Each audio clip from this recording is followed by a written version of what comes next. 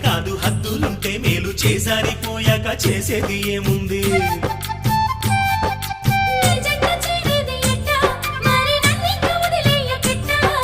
నన్నిట్ట వేధించకే